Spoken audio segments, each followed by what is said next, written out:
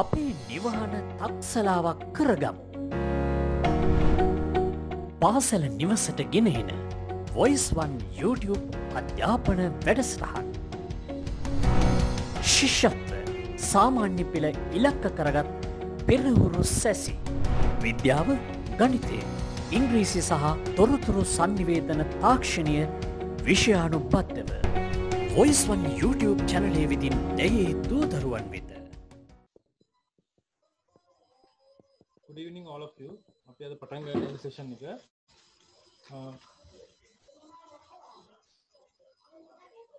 That day we were discussing the paper. Their paper MCQ paper එක තමයි discuss කරලා හිටියේ. We discussed up to 12 questions. අපි questions 12ක් කතා කරා. Today we are going to start from the 13th question. Question number 13 වලින් ඉඳන් අද පටන් ගන්න යන්නේ. Okay.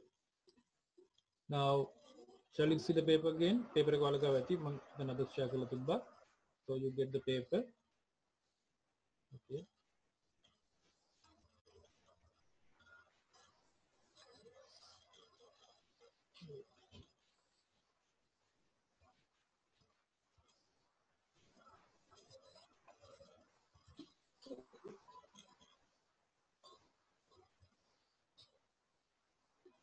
Okay. Now we are going to start from question number 13. We stopped at question number 12. Now we are going to discuss from number 13, question number 13.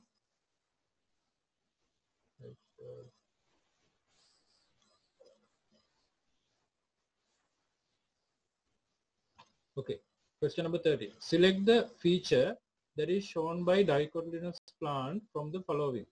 Now we are going to select the features that is shown by a dicotyledonous plant from the following. Now you know that there are two types of plants. The two types of plants are monocotyledons and dicotyledons. Monocotyledonous plants and dicotyledonous plants. Now here the question says select the feature that is shown by dicotyledonous plants from the following. They have given some features. What are the features? Flowers with primorous petal arrangements, parallel venation in leaves, hypogeal method of germination, taproot system. Now we have to find the feature shown by dicotyledonous plants. Now before going to the question, we are going to discuss about dicotyledonous and monocotyledonous plants for your memory. Now we have learned about these things from grade 7, I think. First of all, at grade 7 we are learning about dicotyledonous and monocotyledonous. Now shall we look at a small video and look at this small video and see what is dicotyledonous and monocotyledonous. Right.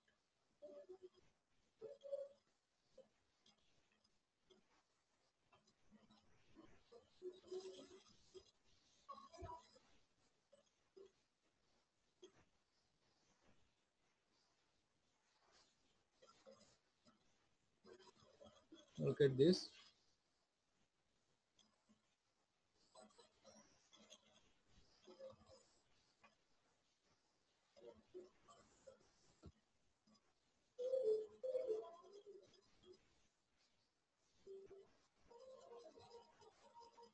Now those are the short forms, monocotyledon and dicotyledon. We simply say monocots and dicots. Monocots means ekabijapatri, dicots dvibijapatri. What about single terms even monocots and dicots?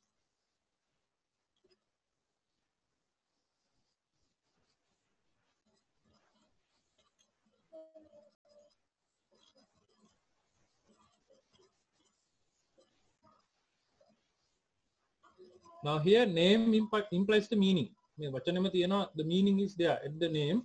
Now monocot means only one cotyledon. Now it starts with one cotyledon. One cotyledon. Bijapatra we say Bijapatra, one cotyledon. That is monocotyledon. Now here dicotyledon plants having two cotyledons. That is dicotyledons. You know that mono means one and di means two. So here monocotyledon, one cotyledon, dicotyledon, two cotyledons. You can see the two cotyledons very clearly here.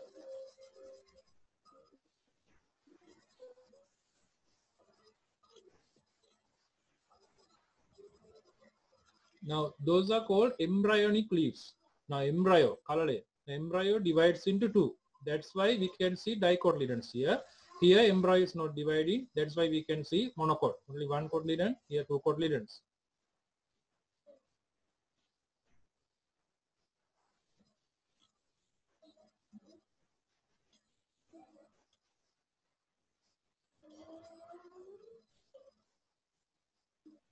Now here,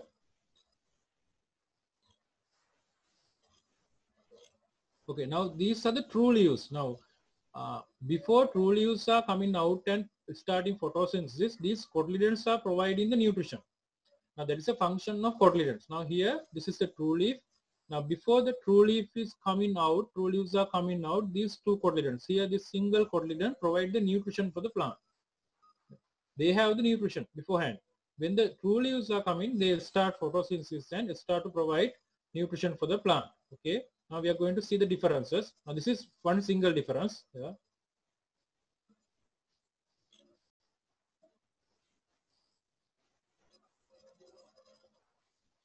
Now look at here, monocots have parallel veins, long, slender blades. Now monocot leaves are having parallel veins, and they are long and slender. Then monocot leaves, you know that some monocot leaves, they are long, digai and slender. Kettu ine, diga kettu pola thamai monocot leaves wala thiyenne. When we say dicot leaves, they have branched veins. You know that this is called network venation or branch venation or reticulate venation. There are different names for this one. Branch venation means reticulate or network, and they are broad. Most of the dicot leaves are broad. So they are broad leaves. These are very slender leaves. There is one difference between monocot and dicot. We'll go further.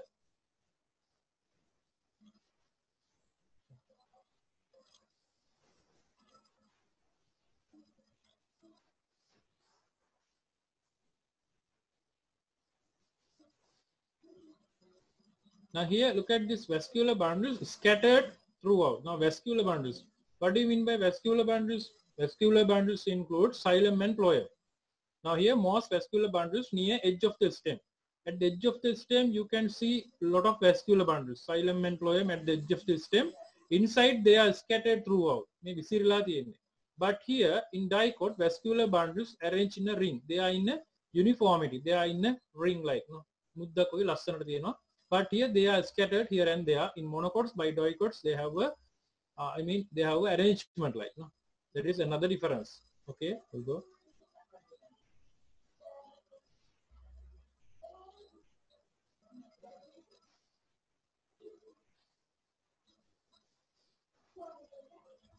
Now here, the third difference, petals in multiples of 3. In monocots, the petals are 3 or multiples of 3. That means 3, 6, 9. We can see that kind of petals here. In monocots, petals are multiples of 3. That means 3 or multiples of 3. In dicots, petals in multiples of 4 or 5. That means 4, 8, 12 or else 5, 10, 15. Likewise, we can see the petals. That was the third difference. Now we were talking about 3 differences up to now. Okay.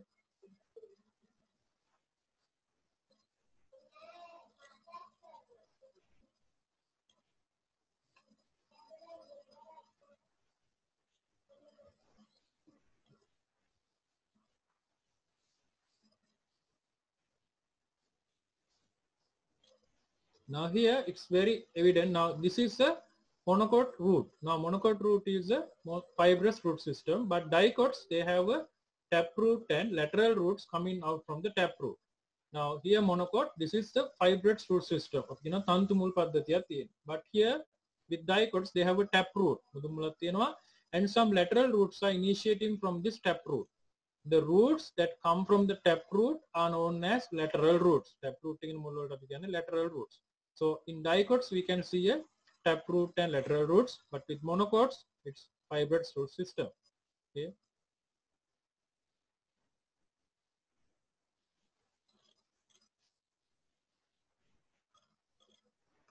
Another difference is now these fibrous roots at the layer of the soil, at the upper layer of the soil, while the taproot goes deep into the soil.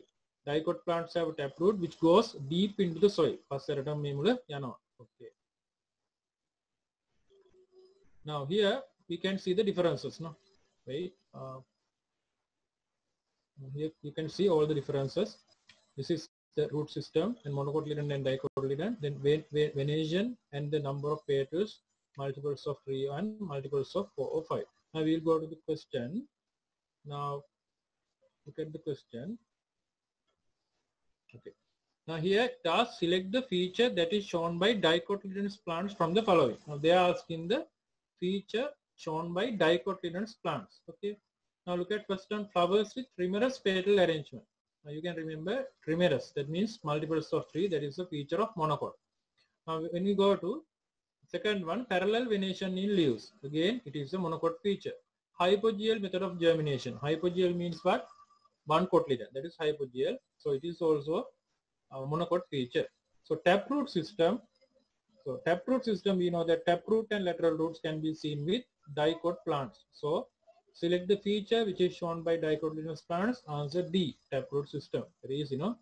Now we are moving to question number 40. Okay. Carbon, graphite and diamond are of carbon. Now they are asking carbon, graphite and diamond are of carbon. What of carbon? Select the word that best suits to the blank given below. Now carbon, graphite and diamond are, if we say isotopes, they are not actually isotopes. We know that isotopes. What do you mean by isotopes? Isotopes are atoms that which are having different mass numbers of the same element. If we say carbon, we can find carbon 612 and 613. 613 mean they are having different number of neutrons. They are called isotopes. So we know that carbon, graphite, diamond are not isotopes of carbon. Second one, compounds. You know that compounds means Sanyogya kibam, compounds having different 2 or 3 elements. Now carbon means there is carbon again, graphite is also carbon, diamond also carbon. So they are no compounds. Third one, physical states. If we take carbon, graphite and diamond, all are solids. So that is not a problem with physical states. The fourth one, allotropes. Now we are going to see what we call allotropes. Allotropes we see what are allotropes. Now this is about allotropes of carbon. Look at this video.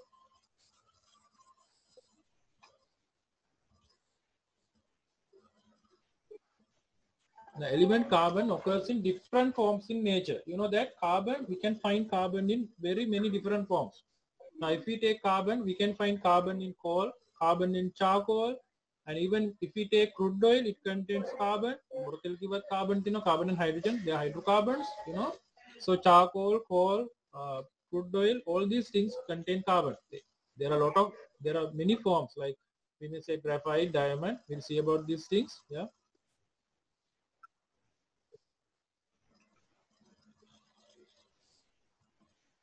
Now these two are studied in our lessons, diamond and graphite. These are the two main allotropes of carbon that we learn in grade 10 and 11. Yeah, that is diamond and graphite. These are two allotropes of carbon. So,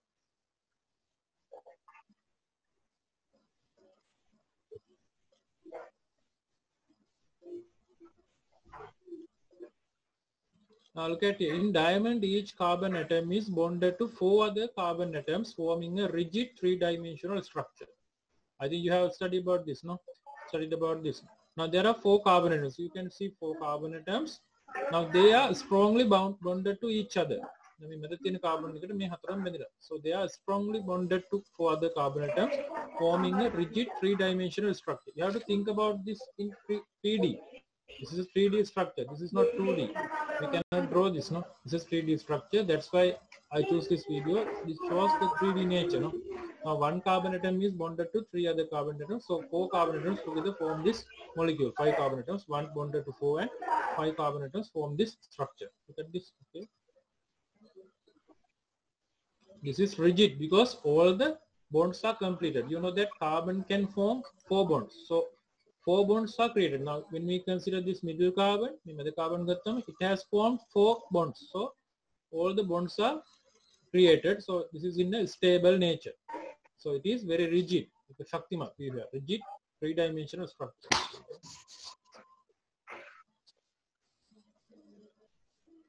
Now here this is about graphite. In graphite, each carbon atom is bonded to 3 other carbon atoms in the same plane, giving the hexagonal array. Now when you see this carbon, this is kind of a hexagon. You can see the hexagon here, 6 sides. And they are in a, they are in a plane. One single layer like. No, this is not 3D like. Now when you get this one, this is like a plane figure. This is in graphite, how carbon is bonded. 1 carbon is bonded to 3 other carbons. If we consider this one, it is bonded to this one, 1, 2, 3 other carbons. No? We go further. Okay.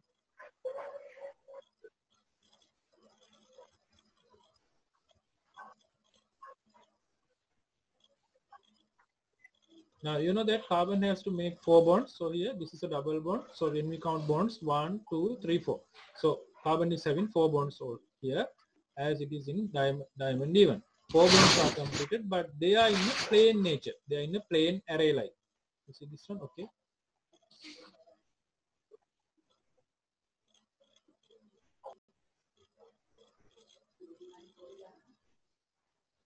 Now this is how the graphite has been formed. Different layers are connected by weak bonds. Here we cannot see weak bonds, but these layers are on one is over the other one is over, like as each other having, they are on as layers. So they can easily, I mean, slide. Now this one can slide here and there, this one can slide. So we know that, we have learned that this one graphite is having this lubricant properties because they are not strongly bonded, so they can be slide apart. So graphite is having that lubricant nature due to these reasons, because they are as in plane surfaces, they are as layers.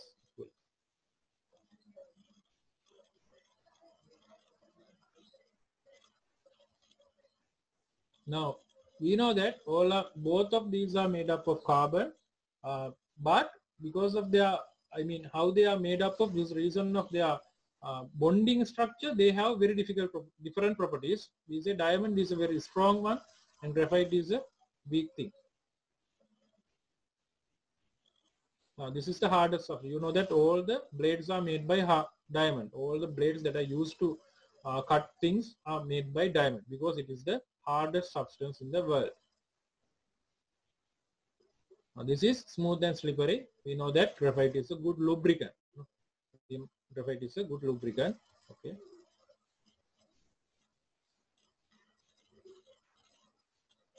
Now here graphite, it can conduct electricity because it is having I mean less stable bonds. There are free electrons there, so it can conduct electricity too.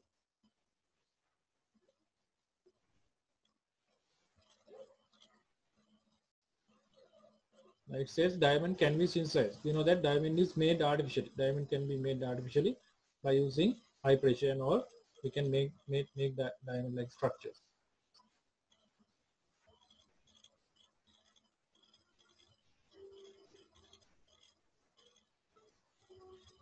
This is another allotrope of carbon that is called fullerene. We know, we have learned in grade 9 about carbon buckyballs and all. When we get to that lesson, nanostructures, that is fullerene.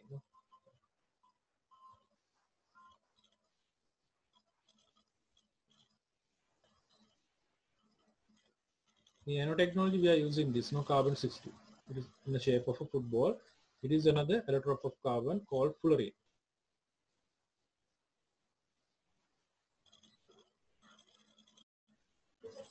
This is the person who found the fullerene.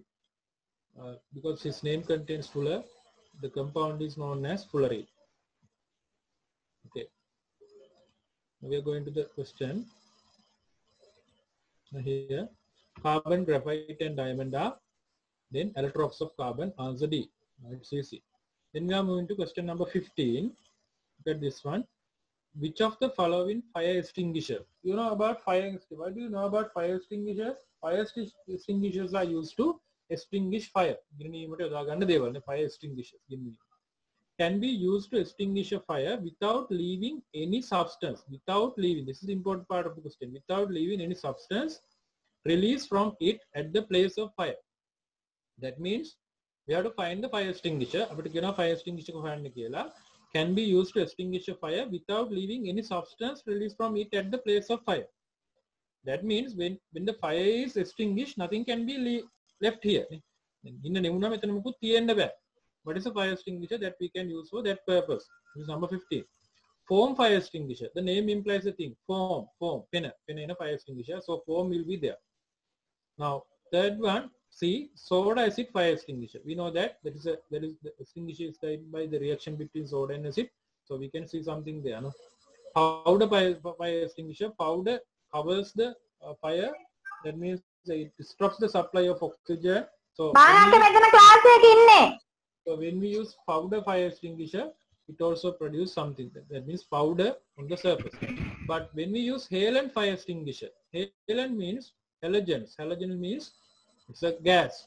So when we use halon fire extinguisher, it's easy. Nothing can be seen there. No? When we are using a gas, we cannot see anything after the fire has extinguished.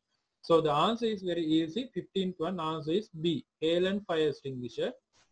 It doesn't leave anything on the surface when the fire is extinguished. So answer is B. 15 answer B.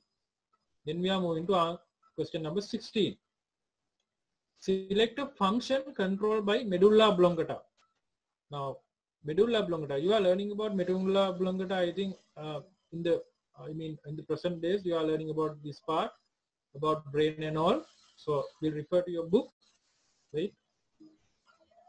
Now this is about medulla oblongata. Now where you can find the medulla oblongata in brain. You'll see now here you can see medulla oblongata here. I will see a video later regarding this one.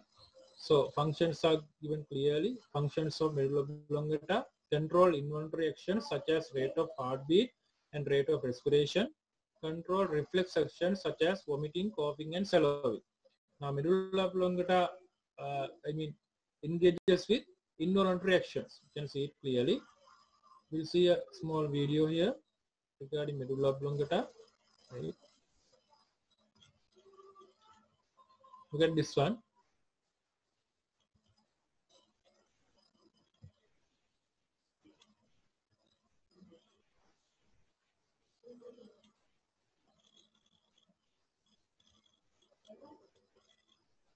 Now here, this is the lowest part of the brain. Now look at here.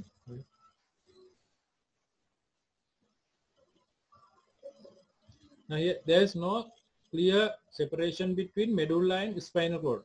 Now again, the medulla oblongata is kind of a part of the spinal cord. Spinal cord, so we cannot separate it like this is spinal cord, this is a medulla, this is a part of the spinal cord actually. Now they say spinal cord transition to form the medulla. Spinal cord differences, it has made the medulla oblongata actually.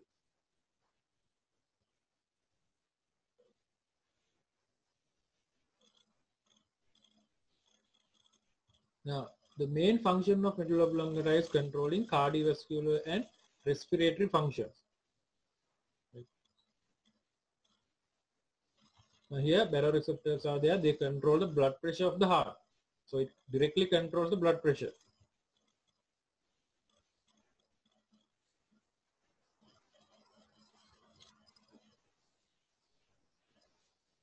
Here, adjust heart rate and blood pressure. Medulla oblongata.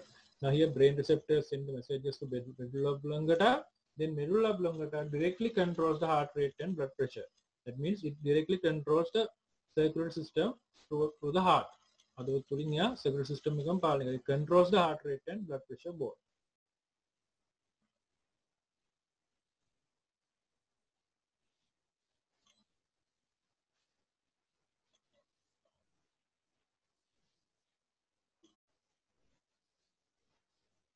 Now here, the chemoreceptors, they control the oxygen and carbon dioxide level of the blood. The point that we should take it controls respiration. The amount of carbon dioxide released and the amount of oxygen taken by the body is controlled by the medulla oblongata according to the needs of the body. Respiration can be controlled by medulla oblongata and even the heart and pumping of the heart.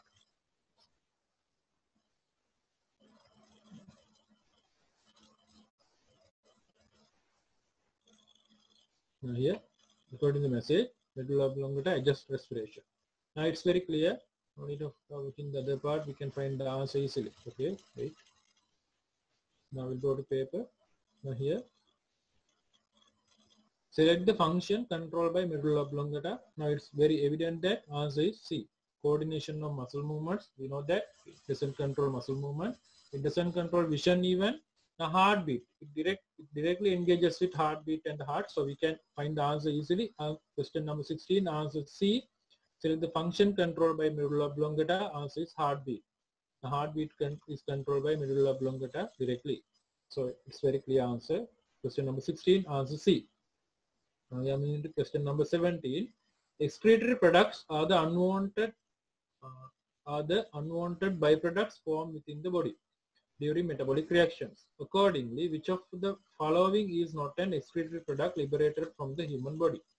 Now, when we learn about excretion, we learn about three things: sweat, urine, and given out gases. Now, given out gases contains carbon dioxide and water vapor, and urea mainly contains urine mainly contains urea and uric acid. Sweat contains again uric acid and all. Now here the question asks excreted products are unwanted byproducts. Now unwanted byproducts means in metabolic activities in the body. You know that metabolism means anabolism and catabolism. We say anabolism building up, catabolism breaking down. In this process, lot of unwanted byproducts are formed in the body. Now they should be removed from the body. That is done by excretory system. Accordingly, which of the following is not an excretory product? We have to find not an excretory product. Excretory product no one. Now urine produced by the kidneys. It's very clear, urine produced by the kidneys is a excretory product. No issues. Sweat that is liberated from the skin. We know that sweat is a excretory product. Urine, sweat both are excretory products. Water liberated from the respiratory system. Now what is removed from the respiratory system as water vapor. So it is also a excretory product. But when we get excreta discharged from the alimentary canal. What do you mean by alimentary canal? It's the digestive tract. The alimentary canal is so excreta discharged from alimentary canal. Now when you think about excreta, that is not produced in the body. Now excreta is the rest. That rest that is happen when the digestion is happening. When the foods are digested, excreta. That is the rest of the foods that we are taken. So excreta discharged from the alimentary canal. The excreta is not produced by metabolic activities. Now all these things, urine, sweat, or else water vapor, all are produced by metabolic activities happen in the body. But excreta is not such thing. It is the rest from the foods that we are taken. The nutritions and all the things that we need are absorbed, then the rest is excreta. So excreta is not a result of metabolic activity. So excreta discharged from the alimentary canal cannot be considered as excretory product. Okay. So the answer is evident. Answer is D. Question number 17. Answer is D. All these are produced from metabolic activities happen in the body. Okay. We are moving to question number 18. Sympathetic part of the autonomous nervous system functions to perform. Now the question asks sympathetic part of the autonomous nervous system. You know that autonomous nervous system is two systems, sympathetic system and parasympathetic system. Now the question asks sympathetic part of the autonomous nervous system functions to perform. That means function of the sympathetic part. Sympathetic part ki function niyattama. We'll look at this video and see what will be the answer. Okay.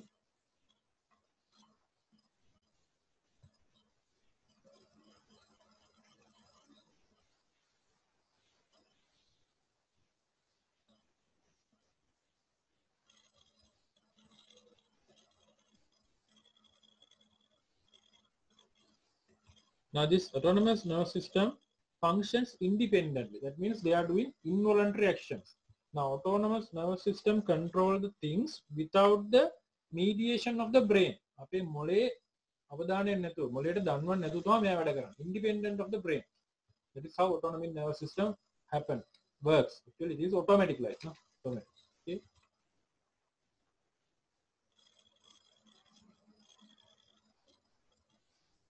Now, autonomous nervous system can be divided into two groups, sympathetic, we say SNS, and parasympathetic, PSNS.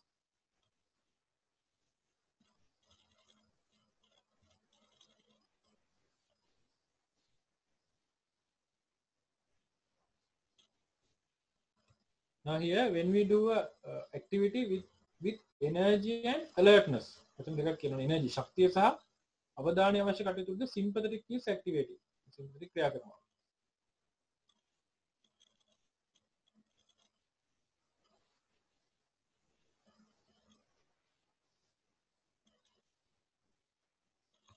Now here look at the sympathetic system, how it functions.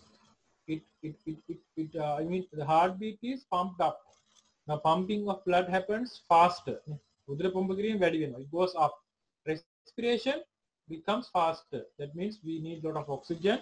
We are doing some energy wasting thing, or our body is working faster, so we need a lot of oxygen. So respiratory is going up, and pumping of blood also increase. And reducing glucose, we need energy now. So this liver releases a lot of glucose, and the pupil is dilating to get more information. The sensory organ. Okay.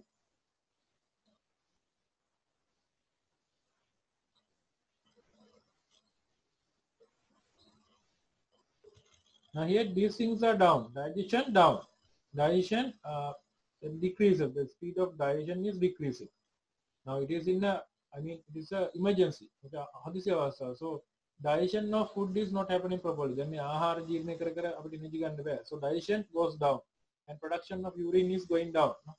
Now these things coming up. Okay. Even saliva production is decreased. No, sympathetic action. Okay.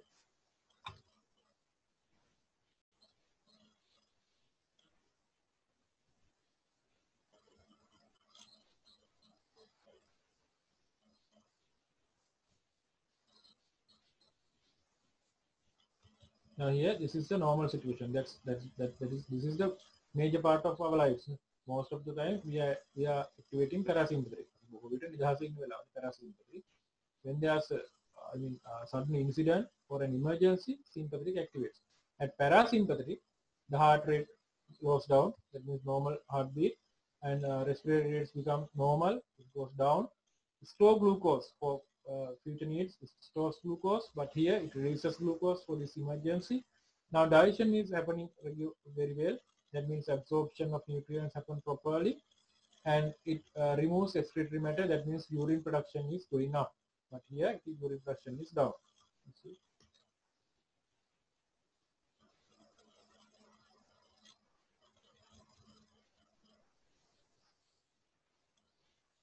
Now here, this is fight or flight, emergency, rest and digest. Okay.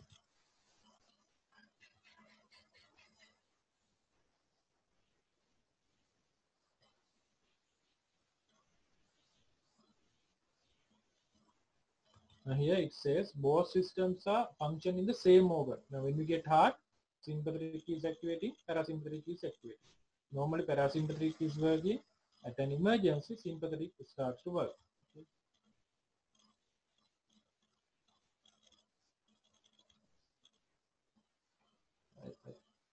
I think it's enough for you to find the answer. So you go to paper. Now here, sympathetic part of the autonomous nervous system functions to perform. Now what does the sympathetic part does?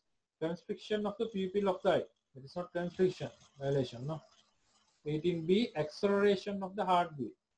That's very clear, no?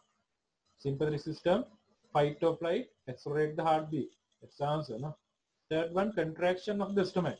Contraction is not happening. Digestion is not happening. Digestion stops temporarily. So contraction doesn't happen.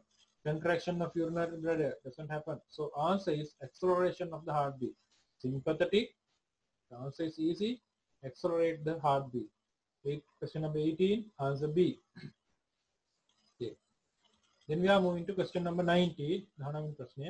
Solubility of a gas in a given solvent rises with the increasing. Now the question asks solubility of a gas in a given solvent. Solubility of a gas in a given solvent rises with the increasing. Wait. Temperature and pressure. Now we have to consider this very well. Now temperature, when the temperature and pressure increases in a gas, what will happen? When the temperature and pressure increases in a gas, the movement of gas movements becomes higher. Gas molecules are moving faster. So solubility is not happening. Solubility is difficult. Then both these things are increasing. When temperature increases, we know the movement is higher, so things are not dissolving well. None of the above. Then when pressure, if we can increase the pressure only without increasing temperature, that is very important.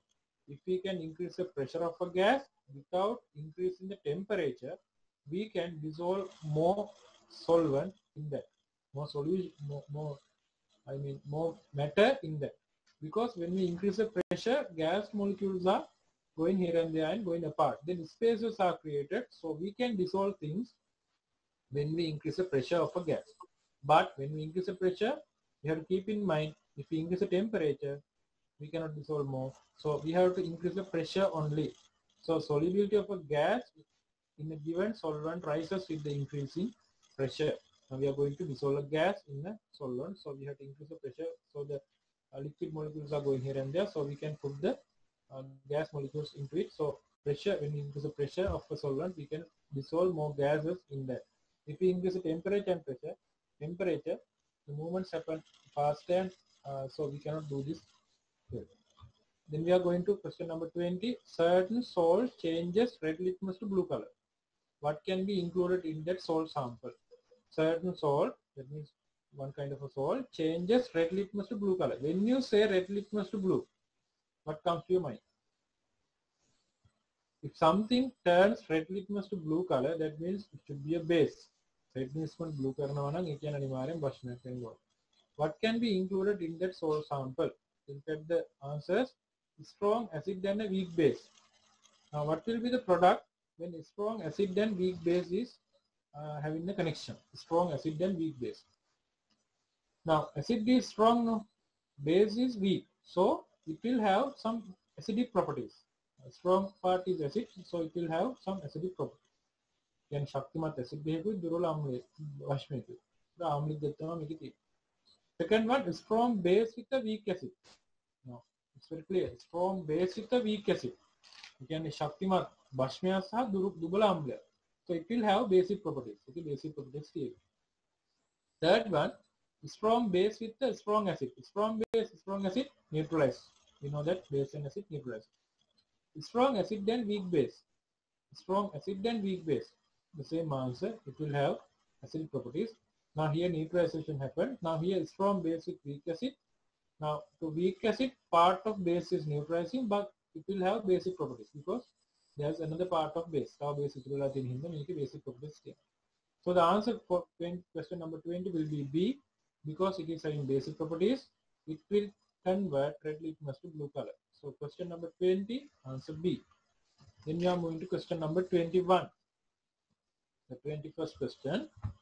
A student found that even after breaking one of the terminals of an electronic accessory in a circuit, I think this part we haven't done yet. The second book electronics part. Current could be passed only in one direction across the remaining terminals of the accessory. The accessory can be. The student found that even after breaking one of the terminals, of an electronic accessory in a circuit. Accessory circuit. Current could be passed only in one direction across the remaining terminals. Remaining terminals means there should be two more terminals. This accessory can be. Now we'll see what will be the accessory. Now here look at this diagram. You haven't done this part, I think, yet. Now this is how a transistor functions. Okay, now we'll see the answers. Capacitor, transistor, light sensitive diode, resistor. Okay. Now this is how a transistor is functioning. Now we can simply see, now when current flows from here, it will go here and here. If we remove this part, the current will flow in the same way from here to here. Now here even when the current flows like this, if we remove this part, current will flow in the first one to third one. So in that sense, I'm not going to explain this one in detail because I know that most of you haven't done this part yet. So explaining is difficult without knowing this part. So as it is now, you know the capacitor having only two terminals now, so it is not having three terminals, so it cannot be happening. A light sensitive diode is also having two terminals. A resistor also having two terminals. The only thing that having three terminals transistor. So from that one even we can find the answer. That means breaking one of the terminal, we keep two terminals. So that is the only one having three terminals, and so we can see a current flowing through it. So answer is transistor. Number 21, question number 21, answer will be B. If you don't know all these blocks, you can decide all the other things having two terminals. So when we break one terminal, it cannot pass current. But this transistor having three terminals, so if you remove one terminal, it will pass a current through other two terminals. So answer is easy. Question number 21, answer is B. That means there are two methods to find the answer. Sometimes you know the subject content and you find the answer. Sometimes you are very tricky. Tricky, but they don't know actually what is happening, but they know how to find the answer. That is another method of finding answer. You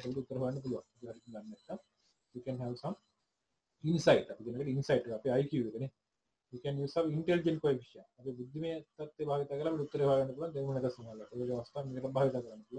Because AC and D having only two terminals, we cannot remove one terminal and pass the current, but B is having three terminals, so when you remove one terminal, the two will pass the current. So answer is evident, answer B. In question number 22, select the correct response that gives a base, an acid, and a salt respectively. It's easy. Now, at your age, when you are at grade 11, you should find easy these questions as easy questions, isn't it? These are very general for you. The base, acid, and a salt. Now, first time we have to find a base. Now, what is having a base? HCl is an acid. Sodium hydroxide base, calcium hydroxide base, HCl acid. So we can omit A and D. A, D, remove. Now, I'm going to tell something regarding this question because when at your O levels, when you get 4 answers, you can easily remove 2 answers. In a paper, you can remove 2 answers easily. Answer the question happened with two other answers. Now here 2 answers are there, B and C. Now second one, an acid. Now we are going to second one, sodium bicarbonate. We know that is a base. Here sulfuric acid, that is acid. So answer is clear. The answer should be C. Calcium hydroxide, sulfuric acid, and sodium chloride. Sodium chloride is a salt. So the answer should be C. Question number 22, answer C.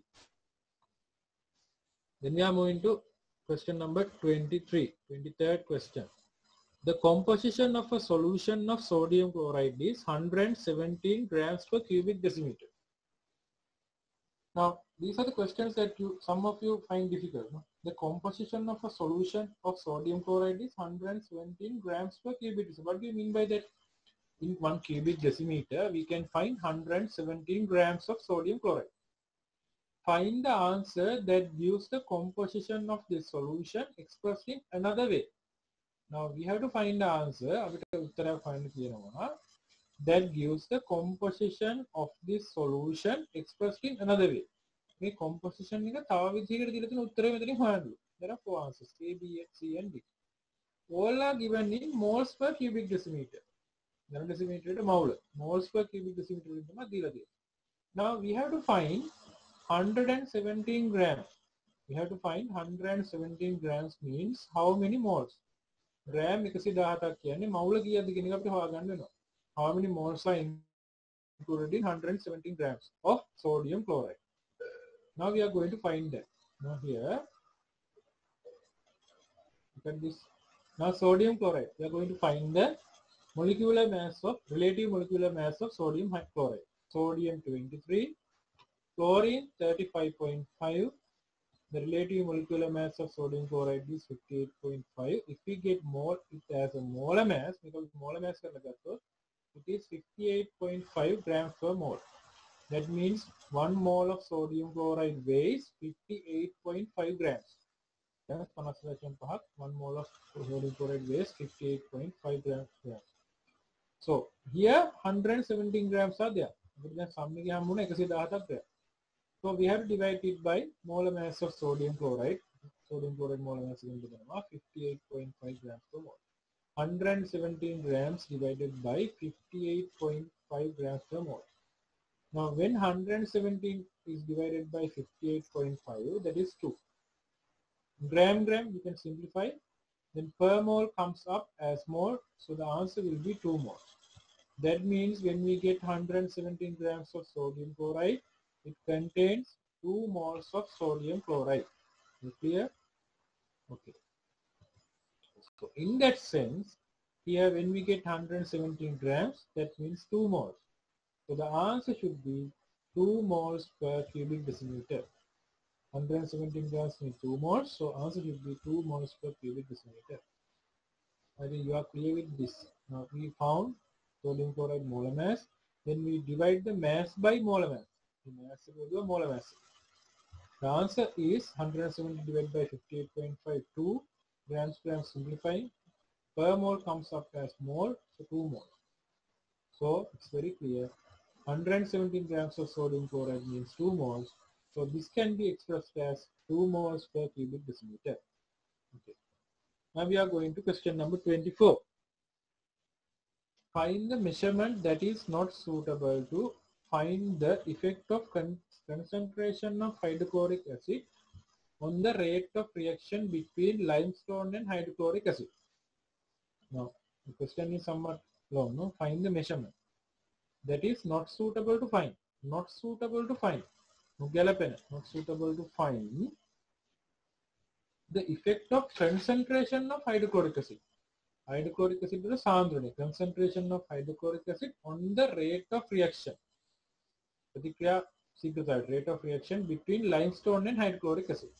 The reaction is between limestone and hydrochloric. We are going to find the rate of reaction, how the concentration of hydrochloric affect the rate of reaction. උණුගල් සහ hydrochloric අම්ලය අතර ප්‍රතික්‍රියාවේදී hydrochloric acid වල සාන්ද්‍රණය බලපාන්නේ කොහොමද කියලා හොයන්න නොගැලපෙන්නේ මොකද්ද කියලා අපි අහන්නේ. Now time taken to evolve the unit volume of carbon dioxide. අපි ඒකාකාර carbon dioxide පරිමාවක් නිකුත් කරන්න යන කාලය. Okay. That is the answer A. Second one, time taken to terminate the evolution of carbon dioxide. Now we are going to measure time taken to terminate carbon dioxide production එක අවසන් වෙන වෙලාවට ගන්න කාලයමයි. Volume of carbon dioxide evolved in a unit time. We are going to find the volume of carbon dioxide evolved in unit time. අපි කාලයක් තප්පරයක් කරගෙන කොච්චර carbon dioxide evolved වෙනවද කියලා බලන්න. Fifth one, time taken to start the evolution of carbon dioxide. What is the time taken to start the evolution of carbon dioxide? Carbon dioxide evolved වෙන පටන් ගන්න යන වෙලාව. Now what we are going to find? Effect of concentration of hydrochloric. When we increase the concentration, the reaction should start quickly. Isn't it so? Now concentration, when we increase the concentration, it should start quickly. Now we are going to find not suitable. Now here time taken to evolve unit volume. Now we take a unit volume of carbon dioxide. We may say we are going to measure we may say in milliliters, 10 milliliters of carbon dioxide or 10 cubic centimeters of carbon dioxide. Carbon dioxide 10 cubic centimeters. Now, if the concentration is higher, hydrochloric acid it will happen in a less time. So this can be used. Time taken to terminate the evolution of carbon dioxide. Now, if we take extra limestone, not extra. The limiting factor is limestone. Limestone seemakari pramane. So it will stop the production of carbon dioxide. Carbon dioxide. Now if we use a higher concentration hydrochloric, it will stop quickly. Hydrochloric, it will stop quickly. So we can take time taken to terminate the evolution of carbon dioxide to measure the concentration. If we use hydrochloric acid of higher concentration, වැඩියෙන් hydrochloric තියෙන අඩුවෙන් වතුර තියෙන එකක් ගත්තොත් it will react with limestone and finish the limestone up. Limestone ටික ඉවර කරලා දාලා ඉක්මනට carbon dioxide produce කරනවා. ඒක carbon dioxide produce කරන නවතින. So it can be used even. Third one, volume of carbon dioxide evolved in unit time. අපි ගන්නවා ඒක කාලයක්. We may say 1 minute. Now if we use high concentration hydrochloric, highly concentrated hydrochloric, the volume will happen in a short period of time.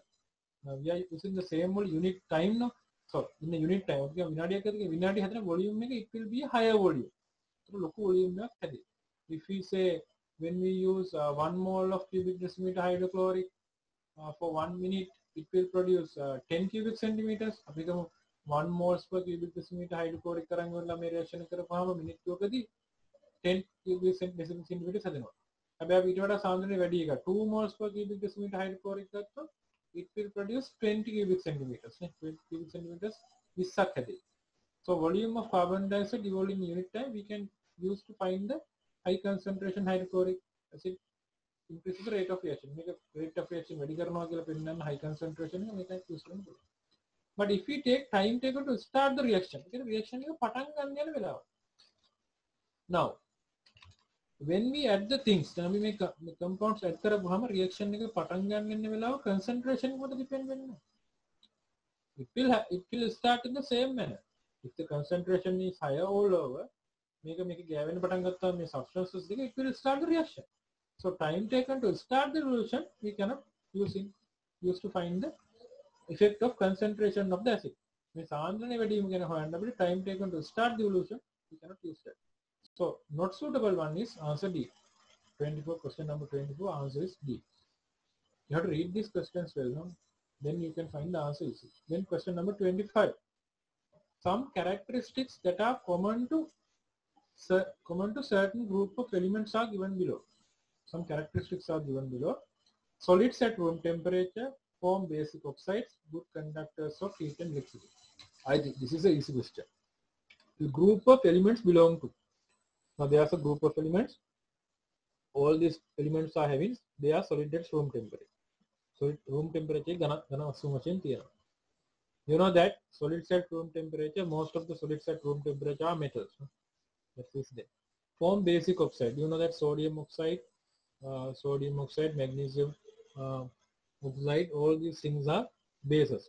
Magnesium, sodium, magnesium oxide, sodium oxide, all these things form basic oxide.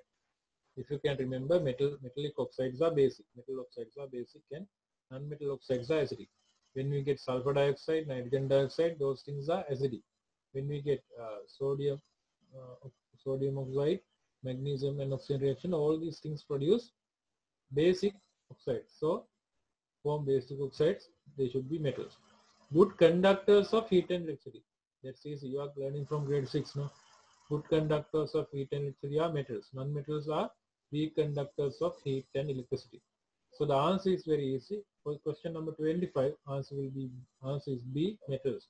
They are solids. They form basic oxides. They are good conductors of heat and electricity. So question number 25, answer is metals. Answer B. Question number 26, select the response that provide the correct scientific name of the shoe flower plant. Now this is also an easy question. Number 26, Hibiscus rosaceninensis. Now here, this is block letters. Now when we type, we cannot use block letters to write scientific names. So this is wrong. Answer B, first one capital, second name start with a simple one.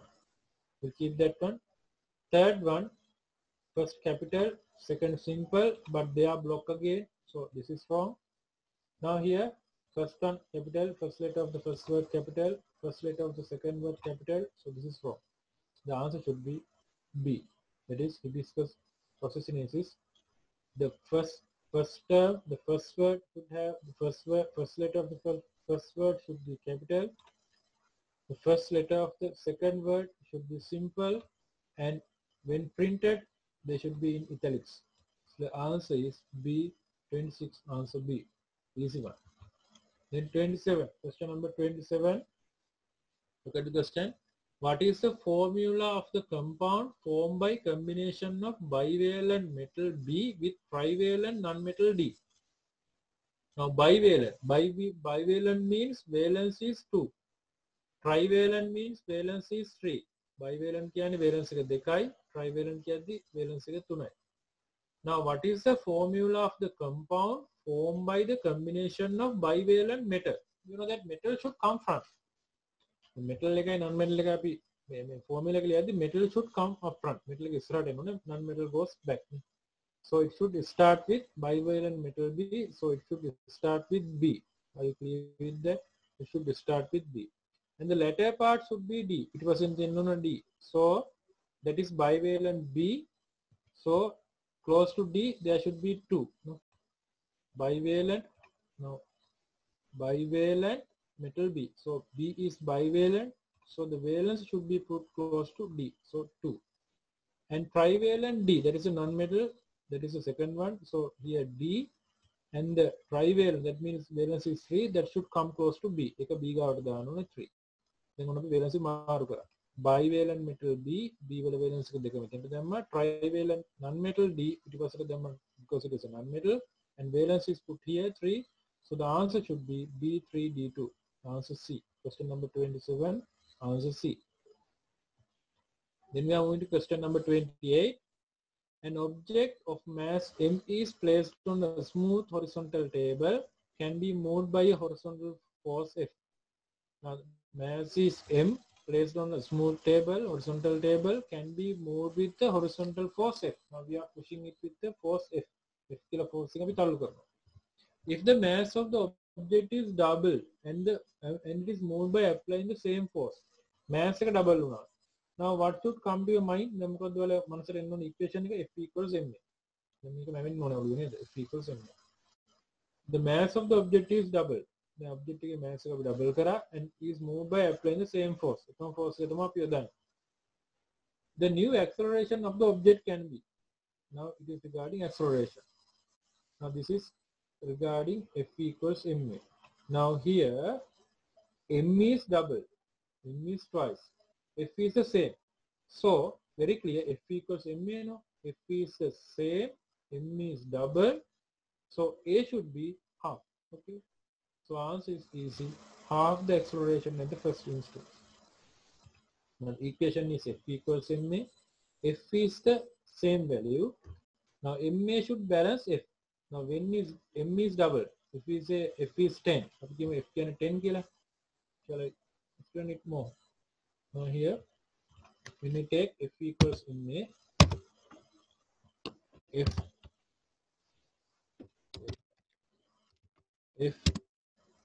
equals ma.